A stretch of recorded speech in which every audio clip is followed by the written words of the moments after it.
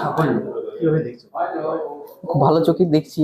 আরো পরবর্তীকালে আরো ভালো করার, এই পরীক্ষাগুলো ভালো করার চেষ্টা করছি। তাহলে এটা একটা ইন্সপিরেশন হয়ে রইলো যে এরকম মানে রেজাল্ট করা যেতে পারে আর কি। মাধ্যমিকে কি আপসেট হয়েছিলেন?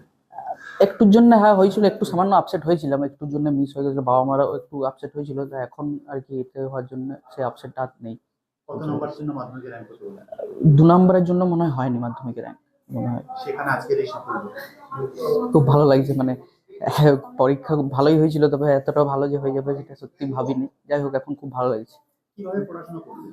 পড়াশোনা এমনি আলাদা করে কোনো রুটিন থাকেনি পড়াশোনা করার। তবে মোটামুটি টিউশনের কোচিংয়ের ফাঁকে পড়ার চেষ্টা করেছি ধারাবাহিকভাবে। তারপরে স্যাররা যা বলতেন সেগুলো ফলো করার চেষ্টা করেছি।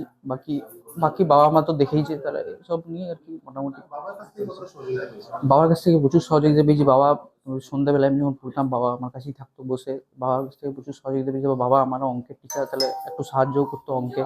তার মানে বাবার কাছ থেকে খুবই সাহায্য পেয়েছি। আর মা তো হাউস ওয়াইফ, মা সারাদিনই বাড়িতেই থাকতো, তাহলে মাও সারাদিন দেখতো পড়ছি না কি মানে। কতগুলো টিউশন ছিল? টিউশন সবেরই ছিল, Bangla, English, physics, chemistry, math, এরকম 5টা টিউশন ছিল, সবই। পড়াশোনার ফাঁকে আর কি করতে ভালো লাগে? পড়াশোনার ফাঁকে খেলতে ভালো লাগে, তবে এই কবছর অতটা ভালো করে খেলতে পারিনি। তো খেলা দেখতে খুব ভালো লাগে, আমি ক্রিকেট খেলা দেখি। Best player Virat Kohli. কি ইচ্ছে তোমার? আমার ইচ্ছে আইআইডি তে যাওয়ার ইচ্ছে আছে, যদি যেতে পারি খুব ভালো লাগবে। কি নাম তোমার? অয়ন কুন্ডু।